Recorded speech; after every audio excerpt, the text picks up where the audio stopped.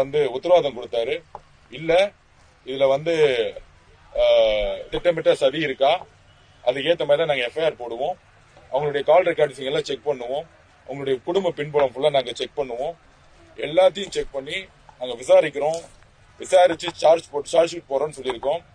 அவர் சொன்ன வாக்குறுதியை நம்பி நாங்க எஃப்ஐஆர் காப்பிக்காக வெயிட் பண்ணிட்டு இருக்கோம். அதுல ஏதாச்சும் மு.க. ஸ்டாலின் சாருடைய இன்ஃபுளுன்ஸ் இருந்தால் உடனடியாக நாங்கள் உண்ணாவிரத போராட்டத்தில் கண்டிப்பாக இறங்குவோம். இந்த எலெக்ஷன்ல ஜெயிக்கிறது போறதெல்லாம் அதுக்கப்புறம். எங்களை நம்பி பெண்கள் வரும்பொழுது அவங்க மேல ஒரு சிறு தூசி பட்டா கூட நாங்க வந்து சும்மா விட மாட்டோம். அவங்க மேல பாட்டிலே அடிச்சு உடைச்சிருக்காங்க. தலையில பட்டிருந்தா அவங்க உயிரிழப்பு கூட ஏற்பட்டிருக்கும். கடுமையாக நாங்க கண்டிக்கிறோம். அதனால இன்றைக்கு எஃப்ஐஆர் காப்பிக்காக வெயிட் பண்றோம். எங்களுடைய பிரச்சாரம் மீண்டும் வலிமையுடன் காலைல பர்மிஷன் வாங்கிட்டு எந்த வெஹிக்கிளும் யூஸ் பண்ணாம ரோட்ல நடந்து ஒவ்வொரு தெருவா ஒவ்வொரு வீட்டுக்கு நான் போவேன். அதை நான் பதிவு பண்றேன்.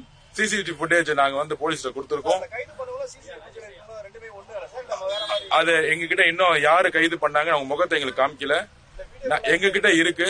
அரெஸ்ட் பண்ணும் பொழுது கண்டிப்பா அவங்க முகத்தை காமிக்கணும். வீடியோ எங்ககிட்ட இருக்கு, ப்ரூஃப் இருக்கு. ஆனா காவல்துறை யாரு அரெஸ்ட் பண்ணாங்கிறது காமிக்கல. நாங்க ஃபுட்டேஜ் கொடுத்துட்டோம்.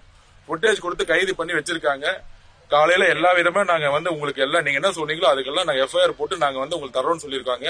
கொஞ்சம் டைம் கொடுங்கன்னு கேட்டிருக்காங்க. காவல்துறைக்கு நாங்கள் வந்து ஒத்துழைப்பு இப்பொழுது கொடுக்கிறோம். காலையில 10 மணிக்குள்ள இதுக்கான எஃப்ஐஆர் காப்பியும் சிசிடிவி ஃபுட்டேஜ் இருக்கவங்க தான் கரெக்டா அரெஸ்ட் பண்ணிருக்காங்கன்னு சொல்லியிருக்காங்க. காப்பீஸ் எல்லாமே நாங்க கொடுத்திருக்கோம். எங்களுடைய அட்வொகேட்ஸ் டீம் மினிட் நைட்டு தூங்காம நாங்க இதை வாட்ச் பண்ணிட்டு இருக்கோம். கடுமையான நியாயம் கிடைக்கும். இனி தமிழக வெற்றி கழக தொண்டர்கள்ல பொதுமக்கள் மீது கை வைத்தால் கண்டிப்பாக தமிழக வெற்றி கழகம் எங்களுடைய உயிரை மீறி அவங்களை காப்பாற்றுங்க நாங்க சொல்றோம். தேர்தல் அலுவலர்கள் என்ன சொல்றாங்களோ அவங்க 300 பேர் சொன்னாங்க. அதுக்கு மேல சேர் போடல. ஒரு பாதையை விட்டோம். அதே மாதிரி ஒரு அறவழியில எங்களுடைய பிரச்சாரத்தை தொடங்கணும். பிரச்சாரத்துடைய நடுவுல ரைட் சைடுல ஒரு மேன்ஷன் தங்கும் விடுதி இருக்கு. அங்கிருந்து 2 பேர் பாட்டில்களை உடைச்சி தூக்கி எறிஞ்சாங்க. அண்ணன் நாஞ்சில் சம்பத்தன் பேசிட்டு இருக்கும்போது இந்த சம்பவம் நடந்துச்சு. இம்மீடியட்டா நம்மளோட நிர்வாகிகள் மாவட்ட செயலர் எல்லாரும் அங்க ஓடினாங்க. அதுல என்னுடைய அம்மா வயதில் இருக்கக்கூடிய ஒரு அம்மாவுக்கு அந்த பாட்டில் நேரா வந்து அவங்க முட்டில ஸ்ட்ரைட்டா அடிச்சு உடைஞ்சிருக்கு. இந்த உடைஞ்சு தெரிச்ச வலியிலையும் அதிர்ச்சியிலையும் அவங்க மயக்கம் போட்டிருக்காங்க.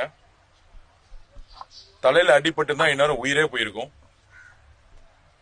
சோ அவங்கள தூக்கிட்டு போய் ஹாஸ்பிட்டல்ல சேர்த்து இந்த கூட்டம் முடிஞ்ச உடனே அவங்கள போய் பார்த்தேன். அந்த காலெல்லாம் வீங்கி இருக்கு. ட்ரிப்ஸ் ஏத்திட்டு இருக்காங்க. ஒரு மாதிரி பய உணவுல இருக்காங்க. அவங்க குடும்பம் வந்து ஒரு மாதிரி ரொம்ப டிஸ்டர்ப் ஆயிருக்காங்க. வலியோட நடக்க முடியாம உட்கார்ந்துட்டு இருக்காங்க. ஹாஸ்பிட்டல்ல பார்த்து முடிச்ச பிறகு அவங்களுக்கு தமிழக வெற்றி கழகம் சார்பாக எங்களுடைய தலைவர் விஜய் அவர்கள் தைரியம் கொடுத்தாரு. எங்களுக்கு நாங்க எல்லாரும் போய் அவங்களுக்கு தைரியம் கொடுத்தோம். அவங்களோட எப்பையும் நாங்கள் துணை இருப்போம்ங்கிறத பதிவு பண்ணோம். அவங்களுக்கு தேவையானதை எல்லாமே செஞ்சு கொடுத்திருக்கோம். இப்ப ட்ரிப்ஸ் ஏத்திட்டு இருக்காங்க. தலையில அடிபட்டு இருந்தா இந்நேரம் அவங்க நிலைமை என்ன நிலைமைங்கிறது எங்களுக்கு நினைச்சு பார்க்கவே பயமா இருக்கு. அங்கிருந்து இங்க போலீஸ் ஸ்டேஷன் வந்தோம். இன்ஸ்பெக்டர் கிட்ட பேசணும். நாங்கள் கோரிக்கை வச்சோம். சிசிடிவி ஃபுட்டேஜ் உடனே நாங்க ரெக்கவரி பண்ணிட்டோம்.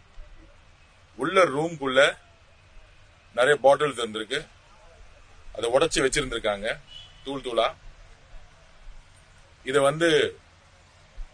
திமுகவுடைய மு.க. ஸ்டாலினுடைய பயம் எங்க பார்த்தாலும் அவருக்கு தெரியுது.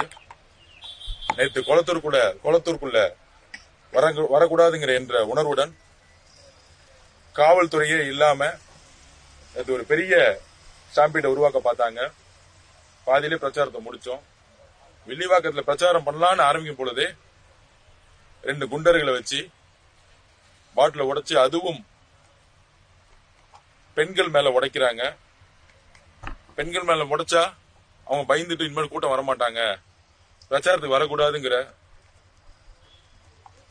ஒரு கேவலமான சிந்தனை, ஒரு ரவுடித்தனமான அரசியலை இன்றைக்கு மு.க. ஸ்டாலின் அவர்களும் சேகர் பாபு அவர்கள் மாதிரி இருக்கக்கூடிய ரவுடிசம் உருவாக்கக்கூடிய அமைச்சர்களும் அதை உருவாக்கிட்டு இருக்காங்க. அரசியலை நாங்க ஜனநாயக பூர்வமாக 5 வருஷமா செஞ்ச ஆட்சியை செய்த தவறுகளை நாங்க சொல்லி காமிச்சிட்டு இருக்கோம். இதை தவிர நாங்க எதுவும் செய்யறது இல்லை. ஆனா அவங்களை எதிர்த்து யாருமே பேசக்கூடாதுன்னு ஒரு மன்னராட்சி மனநிலையை உருவாக்கி இன்னைக்கு ஒரு அம்மா ஹாஸ்பிட்டல்ல படுக்க வச்சிருக்காங்க. அவங்க குடும்பம் ஹாஸ்பிட்டல்ல நிக்குது. சாதாரண ஒரு ஏழை குடும்பம் அது. எங்க தலைவர் விஜய் அவர்களுடைய கட்சியை விரும்பி இந்த பிரச்சாரத்தை பார்க்க வந்தவங்க, அவ்வளவுதான். கரூர்ல ஆரம்பிச்சு இன்னைக்கு வரைக்கும் நாங்க எல்லா கொடுமைகளையும் இந்த திமுக அரசு கிட்ட இருந்து நாங்க எதிர்கொண்டுகிட்டு இருக்கோம். காவல்துறையும் இந்த அதிகாரத்தை வச்சு, பணபலத்தை வச்சு எங்களை எந்த அளவுக்கு நெருக்கடி கொடுக்குமோ அதை நெருக்கடி கொடுத்துட்டே இருக்கிறாங்க.